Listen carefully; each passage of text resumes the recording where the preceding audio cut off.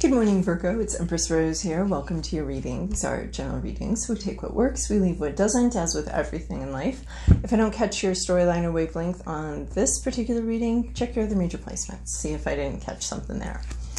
All right, and then also I've been posting the photos of the spread at the end for those of you that like to read along or check my work or whatever you want to do with those. All right, what do we have for Virgo? For Virgos, we're going to start with this intuitive vibe here off of Oracle of Mystical Moments cards. I've been working with these cards for a long time. I really enjoy them. That's a book. It's a book.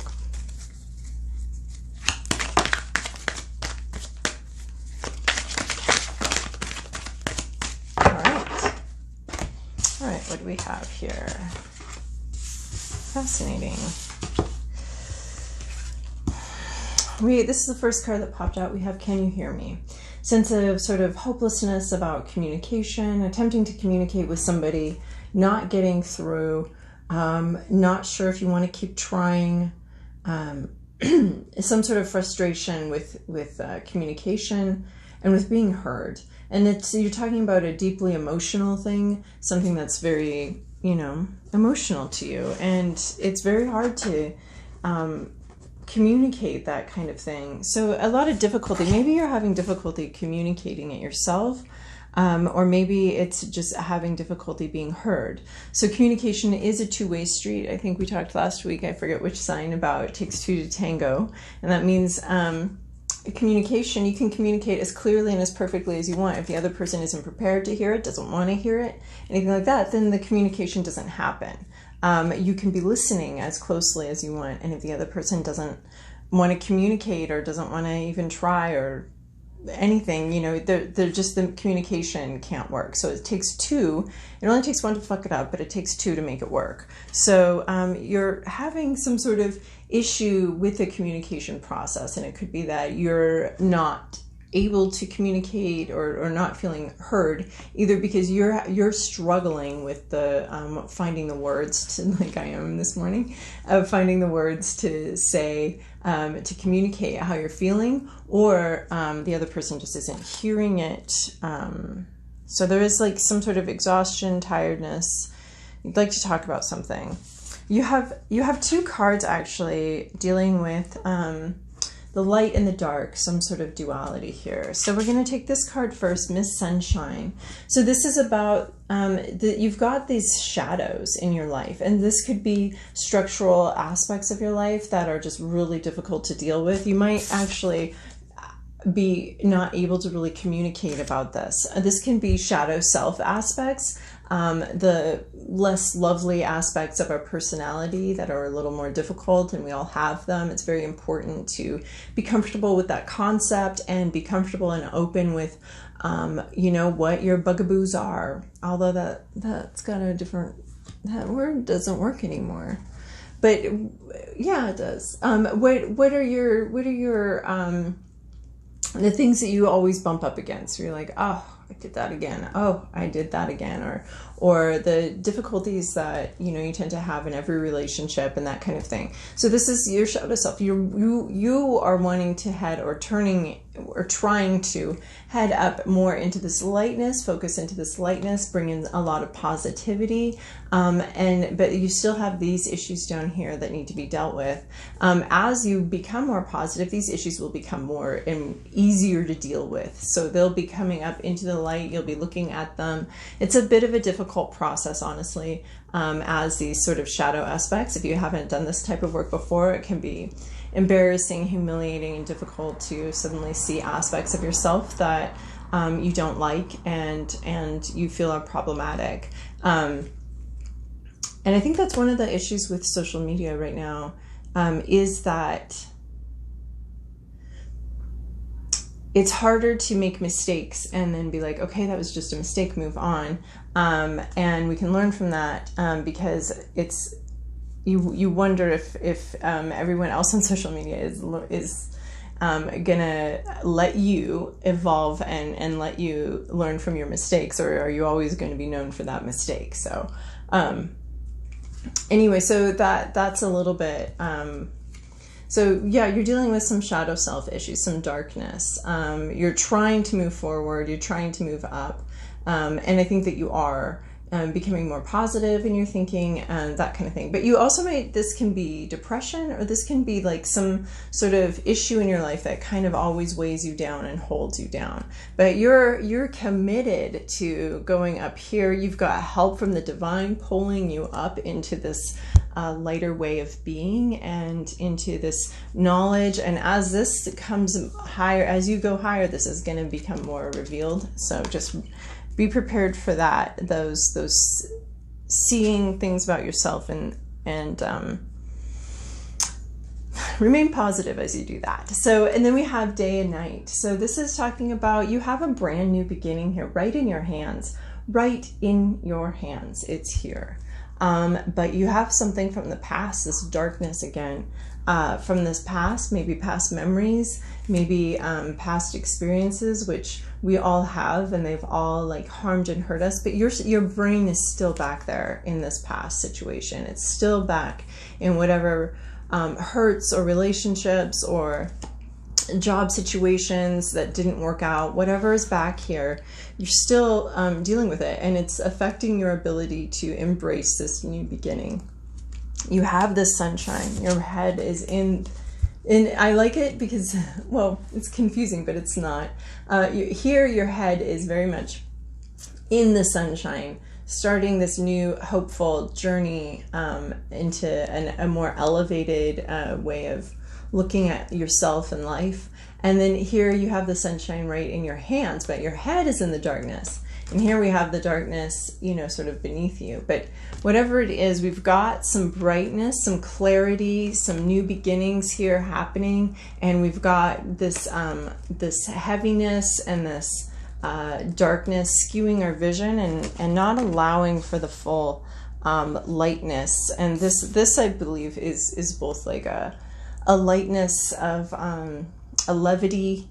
We're levitating, we're moving up here. It's a lighter way of being, not quite so heavy.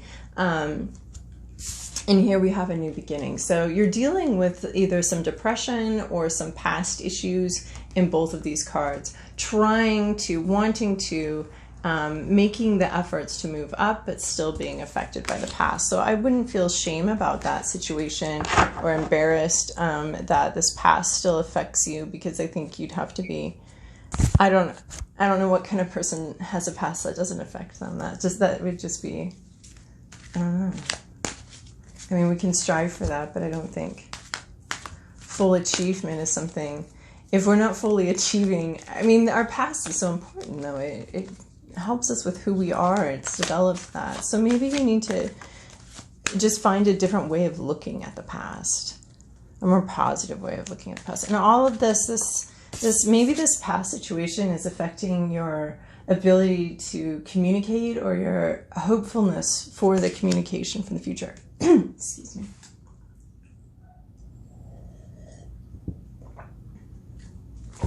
All right, Virgo, this is your past, your present, your inner landscape. What's the issue? That did not help. Talk about communication issues. Oh my goodness. Your environment, your to-do list, and your possible outcome. In your recent past, you've had this Six of Wands energy. Who else had this? Someone else had this. This triumphant entry, this happiness. You have been successful, and other people have been so happy for you, so happy for your success, and cheering you on and excited about it. And you may have been excited about someone else's success, but this is parade energy. This is triumphant re-entry, the triumphant warrior returning home. This is very, happy, successful. The community benefits from your success and is excited about it. And you have benefited the community with your success. It's beautiful. Gosh, whose reading is this like? Because you've got this Ten of Wands here. This is your present situation. You're putting down burdens that weren't ever even yours to carry. This is the not my circus, not my monkeys card. So you can imagine these are all monkey tails, and you're suddenly realizing, like, I only had one monkey on my back when I started this, and now I've got 10 monkeys on my back, and none of them are mine. How did they get here? I don't even own a circus. So this is the end of a burdensome process. You've been burdened by something that wasn't ever yours to carry. Excuse me. You've been burdened by something that wasn't yours to carry. This is just so you're coming to the end. The 10 is a completion of this. You've realized that this isn't yours anymore. Maybe it was at some point. Maybe it's this this burden, this structural issue in your life, some sort of burden that you've been carrying, some sort of heaviness that you've had that just isn't fit anymore. It's not yours. Maybe, people stuck these wands in your bag and you didn't even notice, and your bag just got heavier and heavier and heavier. And you were like, man, I feel so weak. I'm so tired. I used to be able to do this walk into the village to sell my stick, like, easily, and now I just can't. What's wrong with me? Well, there's nothing wrong with you. It's just that you've been carrying a burden that's not yours. Other people have been sticking their burdens into your bag and saying, here, you deal with this. Here, you deal with this. And you're done here. You're ending that. You're ending that. We have a lot of wands here. This whole top row, we have 6 of wands, 10 of wands, the completion of a wand cycle, and then we have 5 of wands in your inner landscape. So wands are about intuition. They can be sexuality and charisma,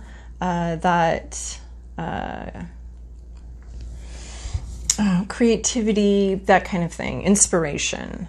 So very inspiring, burdened by other people's needs possibly for inspiration. And then your inner landscape, what's on your mind is this 5 of wands. Conflict. You're worried about conflict. There's something about the situation that you're concerned is going to create a lot of conflict, a lot of arguing, a lot of fighting. Maybe you're fighting within yourself. Maybe you're having this battle within, because this is your inner landscape. It can be hopes, fears, and just sort of the lay of the land of our psyche right now. You could be having a pretty fierce battle with yourself, maybe about whether you should put this down or not, whether these burdens are worth continuing to carry or not.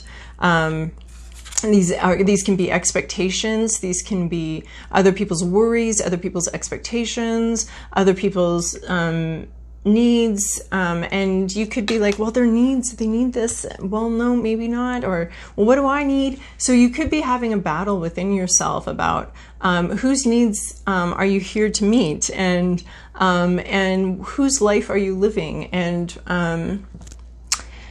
you could also be concerned about conflict, worried that conflict might happen out in your life if you put this burden down, because you're doing this right now, or you're in this process right now. So you could be worried that if you put that burden down, other people's expectations, other people's needs, other people's desires, if you put that down, is it going to create some conflict? And yeah, it is, actually. It will create conflict. This concern about putting other people's but that's what you have to do anyway. I mean, people like it when they didn't stick these sticks on your back, these expectations on your back, because they weren't going to get anything out of it just for kicks and giggles. They were putting this burden on you because they get something out of it. It doesn't have to be malicious, or it's just, we all have expectations that we bring to every situation. So, so I would be horrified to find out that someone thought that my expectations were like a burden they had to carry when they were just subconscious, or just I hadn't examined them yet. But people do have, you change the dynamic, you change the rules of relationships, the rules of these dynamics, people tend to react because they're getting it works for them. What works for them is working for them, right? And if it's not working for you anymore, which is not working for you anymore, then you change, and then they're like, but they're not going to like it because the way it is works for them. So you could be very worried about conflict happening, erupting, if you put down this burden, if you stop dealing with other people's expectations. You could be worried about that, and that could also be causing the conflict within you. You could be like, well, do I keep carrying this load? Do I put it down? Listen, you've done a lot for people. People have been very happy for you. And you've been victorious for your community already. So whatever, I do feel that you are, so you are entitled to put down expectations. But it will create conflict. That's just how it is, because people have their expectations, and what works for them works for them. And when you change that, it might not work for them. But the truth is, it will work for them better. It'll be healthier if you refuse to carry what's not yours to carry anymore. You're healthier, and that makes your whole community healthier. So what's at issue is this possessiveness, maybe some obsession. We have this Four of Pentacles, but we take it in the reverse. So this can be obsessive, possessiveness, just being way too absorbed with something, or way too obsessed with something, clinging. Maybe you're clinging to this past situation, or to, because we have you right here. You could be with this past right here. You could be clinging to an old idea, an outmoded way of being. You could be clinging to that, or other people could be clinging to that, obsessing over that. This could be also obsession over money, or work. This could be workaholism, because it is the Four of Pentacles, and it does have to deal with sort of being absorbed by something, but it goes wrong. So you're overly absorbed by possibly work, possibly money issues, but it's a clingy, obsessive, possessive vibe here, where in the upright, it's supposed to be just like, oh, this is this really cool thing that you're very interested in and curious about. But in the reverse, we're getting the obsessive, maybe obsessed with money, maybe obsessed with work, maybe clinging to something very tightly, in a way that kills it. There's my parakeet egg analogy from second grade. My babysitter was this elderly woman named Violet, and she had this little orange parakeet named Charlie who laid eggs. And I brought those eggs to show and tell, and I was just so careful with them. I was so careful with them that they was not going to drop them, that I crushed them in front of the whole class. So this is that kind of crushing, like in the upright we have, this is a beautiful egg. Look at my egg, the open hand. Here we have sort of a clenching going on. In your environment, you have the artist. So there could be an artist in your environment. And this deck has these two extra cards that sometimes throw me a little bit. But the artist is about following your path, your vision,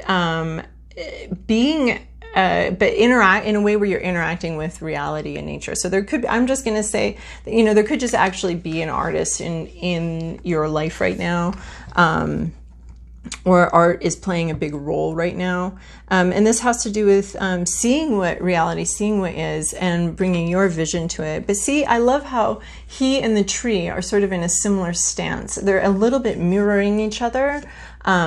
But he brings his own interpretation and his own unique stamp to reality here. So there's something about art and an artist and working with reality, art imitating life, or life imitating art. It goes both ways, but there's that mirroring relationship between some sort of art and reality, and that's in your environment. Your to-do list is returning to the source, returning to the well of wellness. You're returning to some sort of source place, some sort of place where this could be a physical place where you've always felt good, peace at home. This is the place where that refills your cup. So that could be art.